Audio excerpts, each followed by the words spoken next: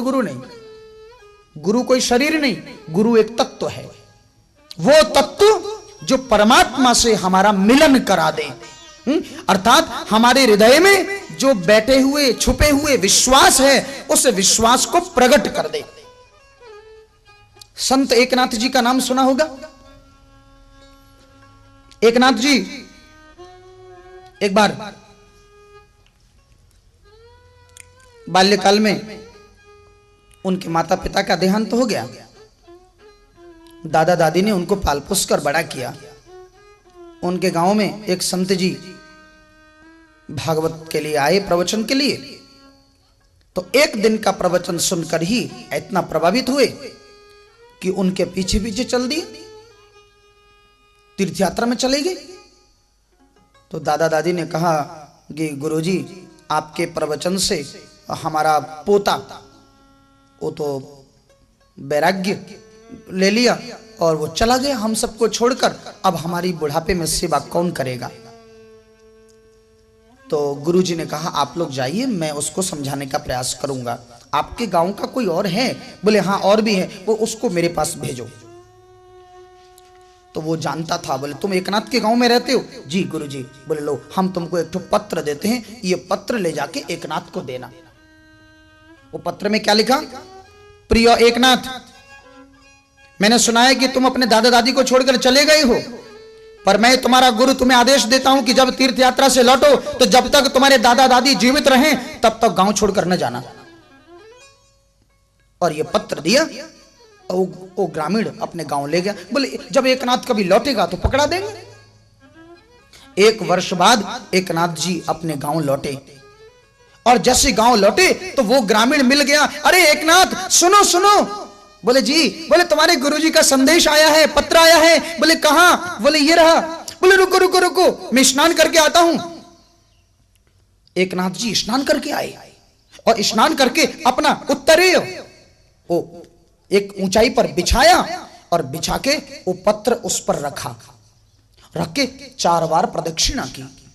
गुरुजी का पत्र है ना, उसको 4 बार प्रदक्षिणा की उस पत्र का। और 4 बार प्रदक्षिणा करने के पश्चात साष्टांग दंडवत किया और उसके बाद उस पत्र को खोला, माथे से लगाया और उस पत्र पर वो लिखा हुआ संदेश पढ़ा कि जब तक दादा दादी जीवित रहें तब तक तुम गांव छोड़कर नहीं जाओगे।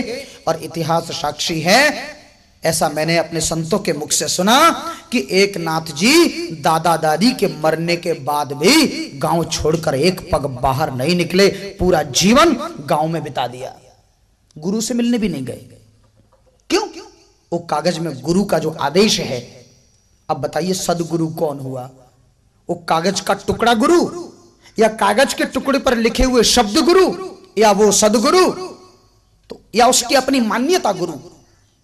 तो असली सदगुरु कौन हुआ? उसकी मान्यता। शब्द तो गुरु नहीं, शब्द तो न जाने कितने करोड़ों शब्द लिखे हैं पर उन शब्दों को कोई गुरु मानता नहीं। पर एकनाथ ने विश्वास करके गुरु की वाणी पर उन कागज के लिखे हुए शब्दों को अपना गुरु मान लिया। अर्थात एकनाथ की अपनी मान्यता ही उसका गुरु है, जिसे हम स्वीकार करें। हम स्वीकार यदि न करें तो कोई गुरु नहीं है। इसलिए सदगुरु वही है जो हमारा संबंध सदगुरु सत्य के साथ संबंध करा दे। और गोविंद ही सत्य है, इसके अतिरिक्त कोई सत्य नहीं है। गोविंद सत्य है, वो हमारा है और वो हमारा रहेगा। और सच्चाई को स्वीकार करने में चिंतन की, परमात्मा हमारे हैं इसकी चिंतन करने की आवश्यकता क्या है? कुछ लोग कहते हैं कि चिंतन करो बैठ के कि भगवान हमारे। अरे इसका क्या चिंतन करोगे? सत्य का क्या चिंतन करोगे? 2 और 2 4 होते हैं, इसका क्या चिंतन करोगे? ये खंबा है तो खंबा है तो खंबा ही होगा, अब इसमें क्या चिंतन करें? 3 और 2 5 होते हैं, इसमें क्या चिंतन करें? 5 का मतलब 5 ही होगा, 6 और 7 थोड़ी होगा। जो सत्य है उसका क्या चिंतन करना? परमात्मा हमारे हैं वो तो है ही, इसमें क्या चिंतन करना? चिंतन मत करो, स्वीकार कर, मान, स्वीकार करो हम तुम्हारे हैं तुम हमारे हो, यह स्वीकृति चाहिए। मैंने उस दिन भी कहा था कि तुम परमात्मा को जानो मत, परमात्मा को मानो। आप हमारे हो, स्वीकार करो। स्वीकार करना ही सबसे बड़ा सत्य है, यही सत्संग है। सारी कथाओं का एक ही सार है कि गोविंद तुम हमारे हो और हम तुम्हारे हैं। ये सारी कथाओं का निचोड़ है।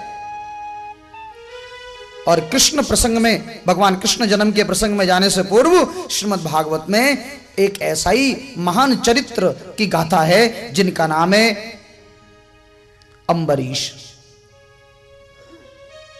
वो कृष्ण को अपना कहते थे। सबई मन कृष्ण पदारविंदयो। अम्बरीश के चरित्र के लिए श्रीमद् भागवत में कितने सुंदर शब्दों का प्रयोग किया, जरा एक एक शब्द को गौर से सुनिए। अम्बरीश सूर्यवंशी राजा, भगवान श्री राम के पूर्वज। सबही मन कृष्ण पदारविंदयो। अपने मन को श्री कृष्ण के चरणों का, कृष्ण पदारविंदयोर, श्री कृष्ण के चरणों का चिंतन, श्री कृष्ण के चरणों में ही केवल ध्यान रमाए रहते थे। वो मन से मानते थे कि मेरे गोविंद ही मेरे हैं। यद्यपि राजा